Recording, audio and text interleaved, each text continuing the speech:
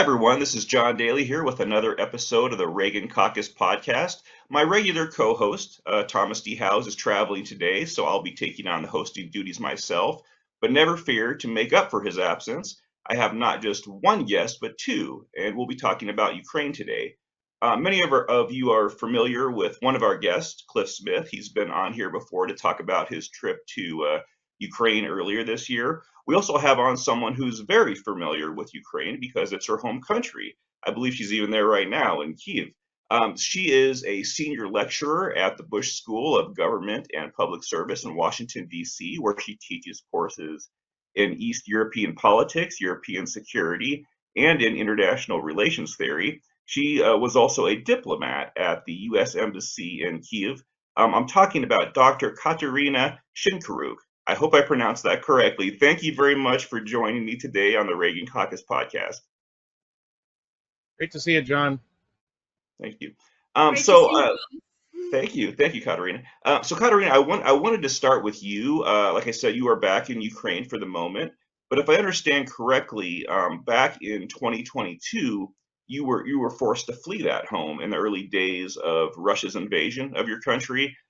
Before we get into policy items and recent developments there, I wanted to, if you don't mind, ask you about that experience. The Russian threat had been very real to your country for a long time before that, of course. But can you describe what I'm sure was a very chaotic and scary time as the invasion began? Sure, it was definitely very surrealistic experience. For someone living in a big city, advanced, exposed to all the 21st century technology and postmodern lifestyle, if we may put it this way, it was an open question to me once Putin declared war on Ukraine. I believe he started it on 21st February, and he basically launched this quote unquote special military operation on the 23rd February. So as an analyst, I was weighing on multiple factors, considering his actions still be rational, and weighing the pros and cons of going all in Ukraine. And I was thinking that he might probably limit the invasion to certain areas of Ukraine. But if he would go to the full-scale invasion, what could this look like in the 21st century?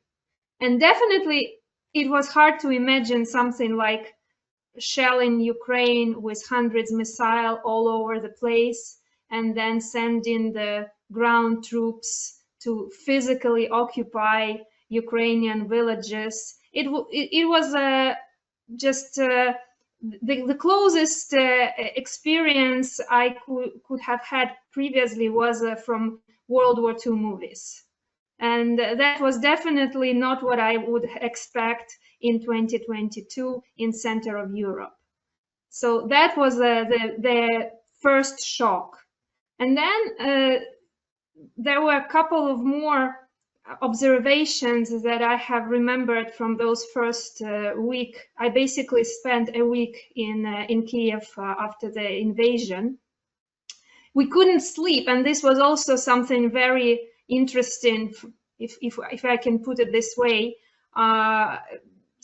game changer when war begins, because Ukraine was still unable to intercept Russian missiles. It meant that every time there is an air raid alert, you have to be awake. And this means that you literally cannot get even a couple of hours of sleep. And everybody was running on adrenaline, but it was quite exhausting. And another, obviously, well reported by all the media phenomenon that I was observing personally was this amazing resilience of Ukrainian people.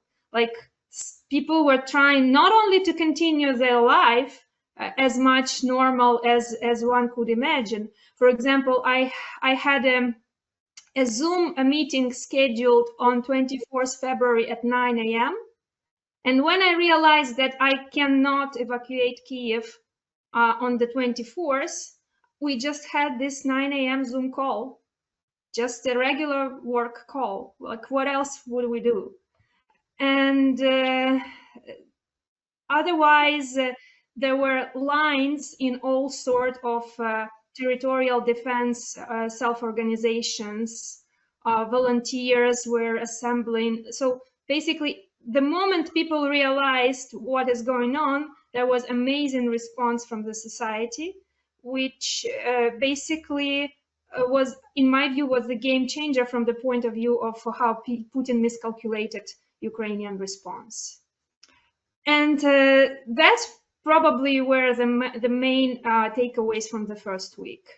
Apart from obviously horrible experiences of occupation, which I was thankfully not having.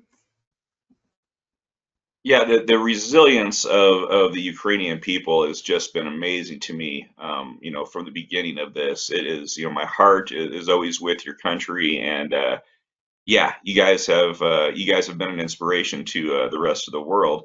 Before I bring Cliff into the conversation, Kateryna, I wanted to ask you about Americans' perception of Russia's war on Ukraine.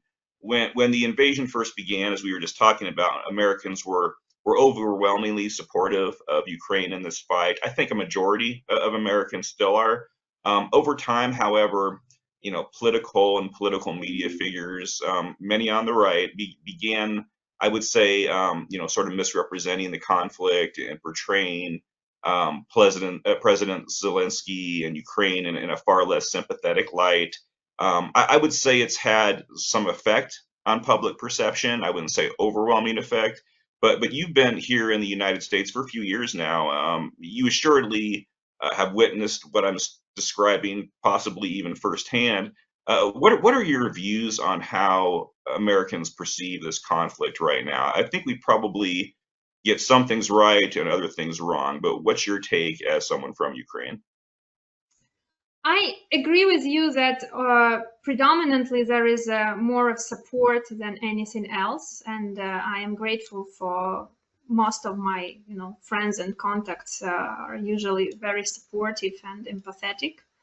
When it comes to all kinds of misrepresentations and misinterpretations of what's happening on the ground, this is just as generally when we deal with any sort of stereotypes, this is a lack of first-hand experience. So basically, if I get into this conversation with someone very skeptical, the first thing that I could advise, come and see for yourself. If you're not willing to visit, then talk to people who have witnessed it themselves, rather than just basically hear ungrounded reports or take them uncritically. And I'm pleasantly surprised how many people from more like right-leaning views actually open to changing their perception once they are confronted with facts. So I think that this is still a question more of overcoming some stereotypes than anything else. Yeah, Yeah. I think I will stop there. Oh, okay, that's all right. No, I think you make a good point. Education is key, and a lot of people in this country, and I'm sure other countries, uh, pay entirely too much attention to cable news and social media and when they're forming their opinions. And I think you're right. I think being informed is key. I want to ask about Operation Spiderweb, which was executed by Ukraine deep inside Russia on June 1st. It was really a remarkable operation. Cliff, would you mind explaining to listeners what it was and what it achieved? Yeah, well, look, I am taking this based on what has been reported in the media. Obviously, I think there are elements of this that I think there are a handful of Ukrainian intelligence officers that know, and not many others. That said, what we do know is that this was a operation reminiscent of a James Bond novel, perhaps. I was going to say Tom Clancy, but it's really even seems more fanciful than that. Basically, Ukrainians carried out a surprise attack against 5 Russian air bases. 2 of them were located thousands of miles from the front. One near Mongolia is 2,500 miles from Ukraine. For a matter of scale, I'm originally from Seattle. When I moved to Washington, D.C., I drove roughly the same distance to move from Seattle to D.C. Basically, they got relatively inexpensive drones put into wooden crates that looked like they were sheds. They shipped them in different trucks into Russia somehow, didn't get detected, got them close enough to the bases, and then operated them by remote control, apparently using Russian networks in terms of be able to remote control them, and then attacked Russian air bases, dealing literally billions of dollars in damage, taking out the exact number is disputed, but it's pretty clear that at least a couple of dozen and maybe quite a bit more very expensive Russian air assets with what is probably a few $100,000 or maybe $1 million or $2 million worth of drone equipment. I mean, the scale of the amount of damage done versus the amount put into it is staggering. And what's even more is that it went far beyond the mere material. There were reports all over the place that right after the attack, there was a massive uptick in security. Forces were, people were all over Russia, stopping every truck they could find. In other words, the psychological effect on the country as a whole and on the security in particular was catastrophic. And it also showed that Ukraine is, to turn a phrase that has been used in a different way, is not out of cards to play. And they are changing the way this conflict is fought. Another thing I just want to throw out there, it's worth noticing. Whenever you hear of Russia doing something new, quite frankly, it's almost always them finding some new brutal form to destroy, entire cities or civilian infrastructure of some sort. When Ukrainians try something new, they're trying something audacious to take out expensive and Russian military equipment. Nowhere near really any civilians, and I think that says a lot about the conflict that people really need to understand. Yeah, I mean, 18 months of planning, from what I understand, that's long-term thinking for sure. And so I read somewhere, we don't know how accurate a lot of these reports are. These drones were like $2,000 a pop, and I've actually seen estimates as low as $600 a pop. It might depend. Really? They use different kinds of drones, I think, in different places, but I mean, again, compared to the fact that they did literally billions of dollars in damage, I mean, it might as well have been free. Yeah, I think the destruction and the damage was something like 20% of Russia's operational long-range aviation fleet, which is, I mean, this is really amazing. Kateryna, did you have anything you wanted to add to Operation Spiderweb? Well, I think Cliff provided all the great details of Ukraine's audacity, as we can claim it. I would say that it's also creativity, obviously, given the scarcity of resources. And this creativity is driven by basically not just desire, but a vital need to survive against such a prevailing opponent, adversary. So yes, it's creativity, and it's also basically risk taking, which is usually higher than elsewhere in the West, again, based on the scarcity of resources. I agree that it has provided a huge impact on Russia's ability to launch missiles on Ukraine, and also some psychological effect. I would also say that this creative approach could be some pattern to learn from. Obviously, it's a testing of different creative possibilities, but also some sort of risk for not only good guys but bad guys trying to repeat it. And from this perspective, the more Ukraine is provided conventional self-defense opportunities, the less you will see this kind of creative ways to destroy the adversary, which sometimes is taken with caution in the West. Like we could remember that the first reaction was ambiguous. In the West.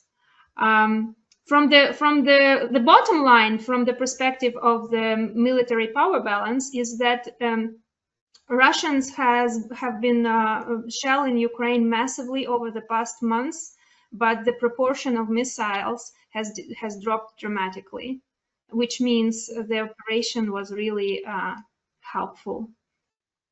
That's a really good point. Yeah, we've heard about the response to Operation Spiderweb from Russia. It's they did up their attacks, but you bring up a good point where they were more limited in what they could do after that operation. But yeah, that's very. I know Cliff, some of the attacks. There was some video online. I happen to notice you reacted to some of the damage that was caused in Kiev. Buildings were ablaze. You mentioned that earlier that the city was hit a few times when you were there back in February, but I nothing like what you saw in the video. I'd imagine that being there a few months ago really gave you some perspective of what happened. I was sort of, just speaking personally, I was in New York City for the first time like a month prior to 9/11, and I think it's once you realize what those buildings were like before that happened, and then it actually did, the attacks that happened that day, it really gives you this interesting insight that you would have not had otherwise. Yeah, no, I mean it's a wonderful city. It's one of the most amazing cities I've ever been to. It was nothing like, I shouldn't say nothing like, it was significantly different than I expected. It was much more modern, much more prosperous than I would have expected, based on what you think if you get your impression of Ukraine based on, Cold War area, footage of the city or something. I mean, it's really remarkable. And I will say, Kateryna mentioned the innovation of Operation Spiderweb. That's one thing I was really struck by during my visit, was not only talking to people that were doing things like drone innovation and other creative ways of fighting, but just how dedicated the Ukrainian people were to fighting and winning this war, and how united they were. That's something that is simply not true of Russia, and that is a asymmetry in favor of Ukraine in the long run, I hope. Well, I'm quite certain of it. Whether it will be the outcome, how much it will affect the outcome remains to be seen, but it's certainly an asset they have in their pocket. But yeah, look, I was in Ukraine. I've only spent a few weeks there, but I spent about 9 days in Kyiv or something, and it was hit by drones almost every night. And they've really upped it in recent. The Russians have really upped attacks in last month or so, and there's a variety of reasons for that. I think that sort of trying to overcome the humiliation from their own sort of chest thumping way from Operation Spiderweb is part of it. I think sort of the world's distraction by what's going on in Iran. I shouldn't say distraction; it's a legitimate issue too. But just that being something that's sucking up a lot of the headlines is another reason. But at the end of the day, that's sort of the way they're trying to win the war, is by chaos and destruction. While I think Ukraine is doing a much better job dealing real significant body blows, which, for example, Operation Spiderweb was. So, I hate to minimize the suffering of the Ukrainian people for all these drone attacks, as horrible as they are, but I personally don't really see it as a sign Russia is winning or turning the tide in their favor. I see it really, if not a desperation move, certainly something that isn't changing the conversation back in the other direction. What struck me when we talked last time, this was a little closer to when you had gotten back from your trip, but you had talked about how gracious the Ukrainian people were to you when you were there, and as an American, knowing you're an American, and I had asked you about that because I was curious. This was around the time when there was that disastrous White House meeting between Trump and Zelensky, where Trump and Vance got in my view got ridiculous with in that exchange. But yeah, I was kind of curious, based on a lot of the rhetoric that had come from the top of American leadership, what the attitude of the Ukraine people was for America, and still very positive, and you know they treated you very well, and that's really sort of amazing to me. Well, I think that, Katerina said a few minutes ago that, she thought that the American people, by and large, including on the right, were very supportive.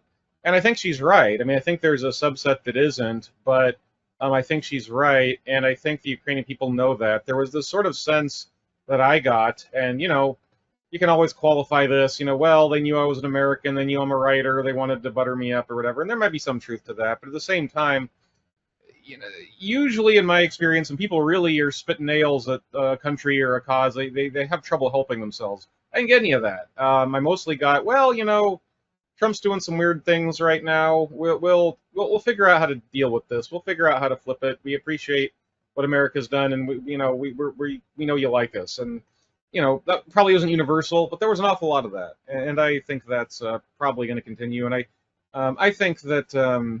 I hope that things can change in America to be even more supportive of the Ukrainian cause. I mean, look, I'm not going to sit here and spend a lot of time psychoanalyzing President Trump or some of the other folks in his administration. That's a degree I don't have. I will say, however, that I think he's movable on some level. I don't know how far, but I mean, there was a very interesting exchange between him and a Ukrainian reporter just a few days ago where she was asking him questions about Patriot missiles and also talking about the fact that her husband was a soldier still fighting in Ukraine while she was living in, I believe it was Warsaw with her children. And he reacted with genuine sympathy. It was not what we'd seen before. And the more I think people on the right and even people in the Trump administration come to understand the situation and how horrifying it is and who's at fault, I don't think they're totally unchangeable. And I think that they might change more in the right direction, and I hope they do. Well, I wanted to ask you, Kateryna, about that hopeful change in regard to the NATO summit in the Netherlands this week. President Trump was in attendance, and like Cliff said, he seemed notably more positive toward both NATO and Ukraine than what we're used to seeing from him. In regard to Ukraine and the country's security, what were your big takeaways from the NATO summit? Ukraine is not part of NATO, of course, but was this event nonetheless a success for Ukraine? Were there developments that came out of it that you found hopeful? Well, definitely it is a success in a way that nothing unexpected happened, and no big drama. Everything went relatively smooth, which is already a huge success given how sensitive is the dynamic.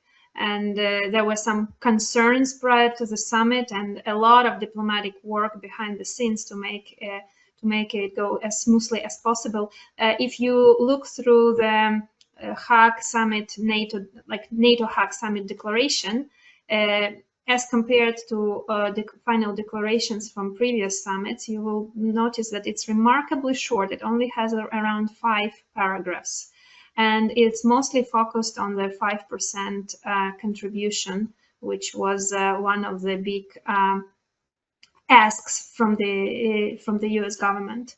So basically, it was a summit to convince President Trump that NATO is still worth participating in, supporting existence of, and obviously, if transatlantic security is still a relevant matter for the United States, we cannot talk about it without mentioning Ukraine, which was mentioned in that 5-paragraph declaration twice, which is obviously a big positive signal for Ukraine, given that at the beginning of the summit planning, there were even questions whether President Zelensky would be invited. So the fact that he was invited, that they had a good conversation with President Trump. The final declaration is depicting work ahead for NATO in positive terms, and the 5% ask was accepted by European allies. All this gives us some ground for optimism. although we should be mindful of all the skepticism behind the scenes in preparation of this summit. But we can now exhale and say, okay, this big drama has been prevented. We can move on with NATO intact, and President Trump even seemingly happy about it. Even from what we've heard of what Cliff has just been referring to, the conversation with the Ukrainian journalist, and some other things that indicate that it looks like he started to understand that Ukraine is not an impediment for peace. And this is a good news for Ukraine, and also for Ukraine's supporters across different countries. No, it's always. Oh, go ahead, Cliff. Were you gonna say something? Yeah, I want to say one other thing that is sort of a behind-the-scenes American domestic part of this puzzle that is interesting to me. That, you know, this is some of the stuff you can never really know for sure, but the recent conflict in Iran, between Iran and Israel, and then with the U.S. joining in to destroy big Iranian nuclear facilities, it was interesting to me to watch the anti-Ukraine crowd, the Tucker Carlsons of this world and his allies, not only lose the argument, but frankly get stepped on by the president. I mean, he just kicked them to the curb like they were nothing. And frankly, most of them, except one or two exceptionally dumb ones who I won't name, basically cried uncle really quickly because they realized they were outgunned.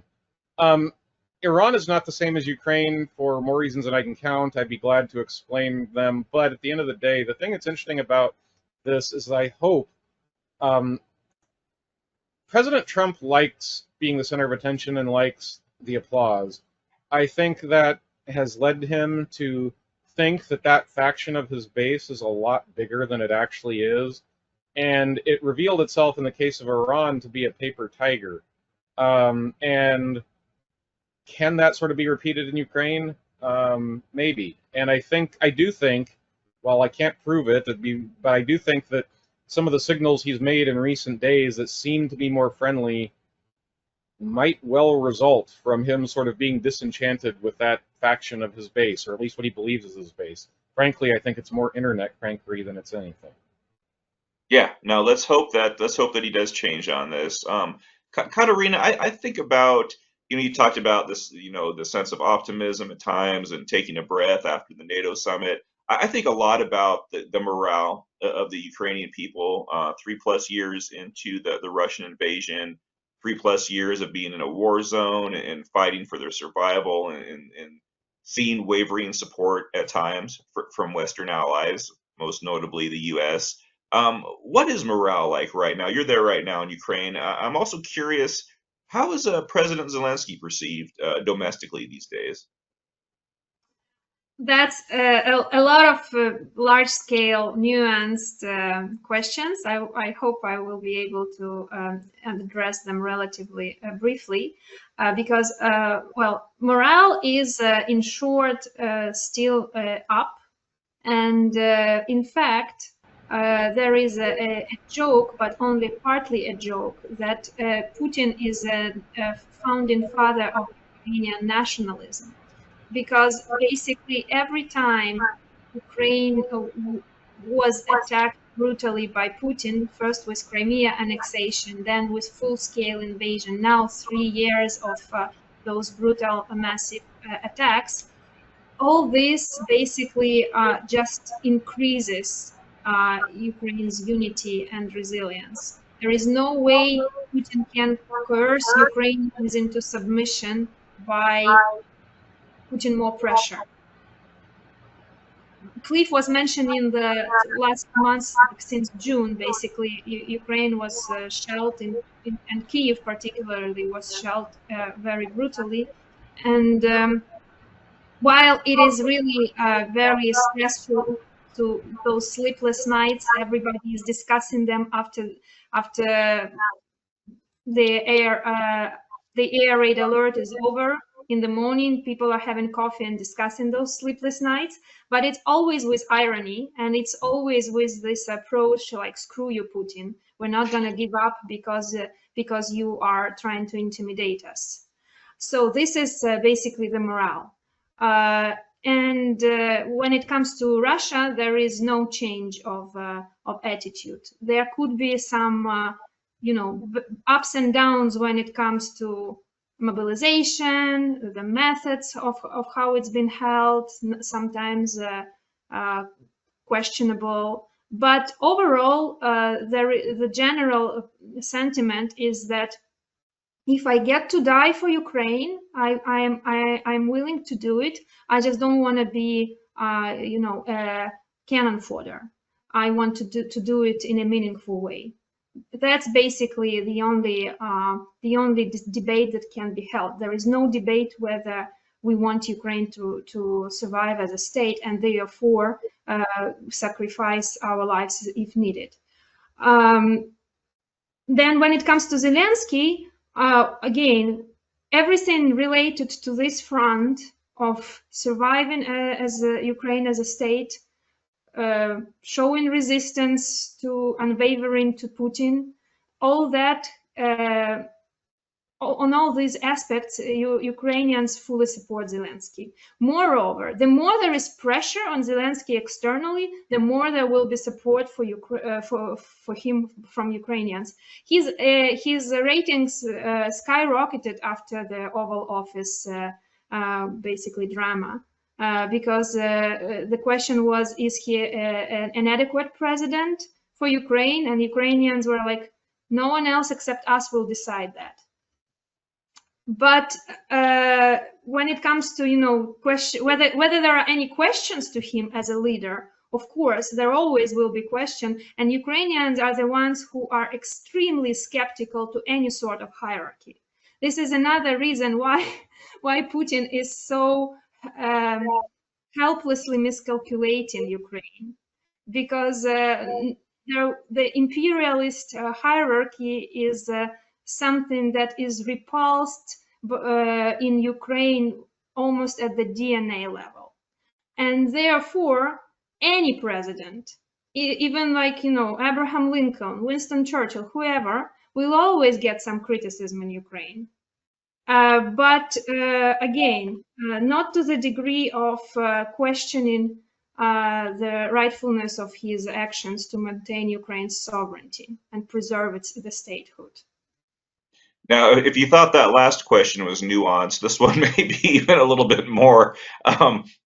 There's always a lot of talk, at least here in the United States, about what victory in this war would look like for Ukraine. I know that's a very subjective question, but I'm curious, do you, Kateryna, have some kind of answer or some kind of range of answers just from your own perspective to what victory would look like for Ukraine? Are we talking about something that we will literally call as victory, or are we talking more about end game? Yeah, it is a subjective question, because from the United States, for people in the United States, I understand, Clifford understands that we give a very tiny portion of money to the Ukraine cause.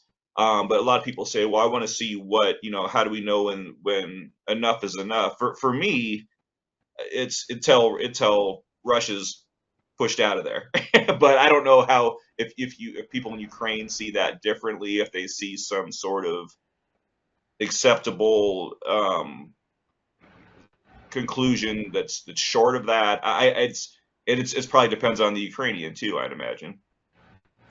Well, of course, there is this maximalist interpretation that Ukraine should get back its sovereign territories, and not only from the geopolitical perspective, but also from the perspective of human dimension, because people who are residing on the occupied territories, especially the territories that were occupied since 2022, those are people who are subject to all kind of torture, repression, and basically it's about liberating those people, not just territories. So of course there is this maximalist interpretation.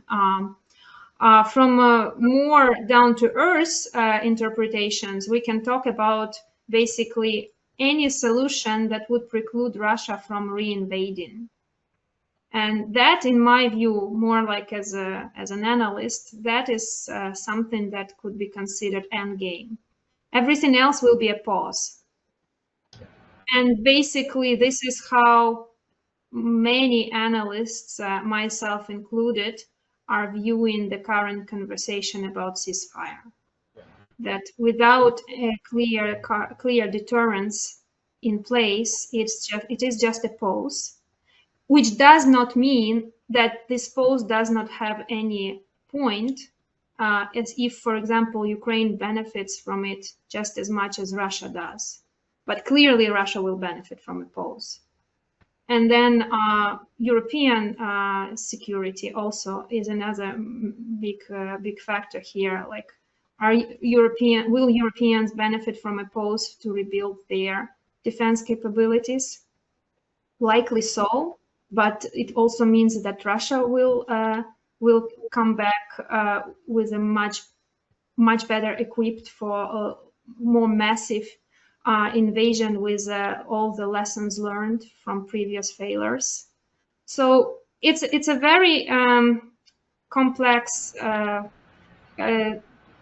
equation, but from the perspective of preserving human lives, of course, the ideal solution is to stop it and prevent it from repetition. That's a very helpful explanation. That's a very good framing. I appreciate that. Let me say one thing from an American perspective, because obviously, look, I believe Ukraine is our ally. I believe in human rights, and I believe in preserving an international order where one country does not be able, consume another just out of sheer will because they want to. That said, from a purely American interest point of view, even setting all that aside, I think it's worth noting that Russia, whether or not we want it this way or not, has made itself not only an avowed enemy of the United States, but a close ally of America's most obvious foes, China, North Korea, Iran. In my view, anything that weakens Russia's military and economy in the long run is closer to a victory for American and more broadly Western interests. And so when we talk about this, I think it should be thought of. She talks about a pause. Look, right now, estimates are that Russia has taken over 1 million casualties. Now, that's killed and wounded, but that's a whole lot of people that are not returning to the fight. They have 20% interest rates. They're borrowing from themselves to finance the war. And one of their junior partners that was supplying them with drones and missiles basically just lost the ability to do so. It is not my impression that this is going well for Russia in the long run. From a Western point of view and Western interests, it's not going perfectly, but it is, in my view, going in the right direction. It really is a matter of will to keep Ukraine supplied, to keep them supplied with weapons, with intelligence, with political support, and let them continue to degrade the Russian military and the Russian economy. Now, I would like to go further than that. I would like to do as much as possible to make sure they get an unequivocal win. But I think it's worth noting that already, in my view, this is serving Western interests and American interests. No, absolutely. Well, lastly, for my last question, Kateryna, Cliff and I have talked about this before. It was kind of off the record, though I don't think you would mind me bringing it up here. The two of us kind of see it as our almost as a personal responsibility to talk publicly and seriously about issues like this and help elevate informed voices like your own in hopes of informing others and advocating for better public policy. That's actually the mission of this podcast. That Thomas is behind, my regular co-host. He's behind the Reagan Caucus action. And it's really an educational tool. In preparation for this interview today, I watched a couple of YouTube videos of you, Kateryna, just to get a feel for who you are. And in one of the videos, you spoke about your role as a senior lecturer at the Bush School of Government and Public Service, and how it gives you this opportunity to speak to students who will become the policymakers of tomorrow. Can you talk a little bit about that and the role you see for yourself in bringing your unique experience and knowledge to young minds who, as you say, are future policymakers? Well, that's a great question. I'm afraid I don't have any different answer than I would have for anyone else, like from your audience, whether these are my students and future policymakers or anyone who is listening and is asking what's in it for me. I still see my value added in explaining the situation on the ground with the first-hand experience, and also unpacking some cultural misinterpretations, miscommunications. For instance, explaining why for Russia human life has a very different value than for anyone in the West, in the United States, and even in Ukraine. And this completely reverses the calculus when we are thinking about Russia's ability to continue this war, given that they don't care for not only for the quality of life, but even for the quantity. And also how basically impunity emboldens and provokes Russia more than any sort of self-restraint, because this is a bully logic vis-a-vis regular international actors logic, where you negotiate and you meet in the middle. Well, for Russia, meeting in the middle is just impossible. If you make a step back, they will immediately take one step forward, so that there will be no space between you. And so, unpacking these cultural differences was one of the most rewarding elements of my basically teaching experience. But also just explaining the post-communist world, explaining how people think differently, calculate their actions differently, have different interests. That I find quite rewarding. And of course, I appreciate very much the appetite when I see it for the knowledge of the, as I said, of reality as it is versus some conventional statements, maybe stereotypes. And of course, I hope that my students take it from the classroom into the real world experience. And I should maybe brag a little bit that I do get emails when they go work somewhere, like if they get a diplomatic job somewhere in Central Eastern Europe, I get an email, you were right. I figure out the reality on the ground thanks to your classes. That's the most rewarding thing I could hear as an instructor. Oh, I bet that's got to be an excellent feeling. Well, Kateryna and Cliff, I really appreciate your insight. I'm sure many of those watching and listening to us do as well. You provided some great information, and I want to thank both of you for coming on today to the Reagan Caucus podcast. Thank you very much, John. Thank you. Thank you. And if to everybody else watching or listening, my co-host Thomas D. Howes will be back next time. If you watch today's episode on YouTube, as always, make sure you like the video and subscribe to our channel. If you're listening to us on Spotify or Apple Podcasts or some other audio platform, please like and subscribe as well. And we will see you next time on the Reagan Caucus podcast.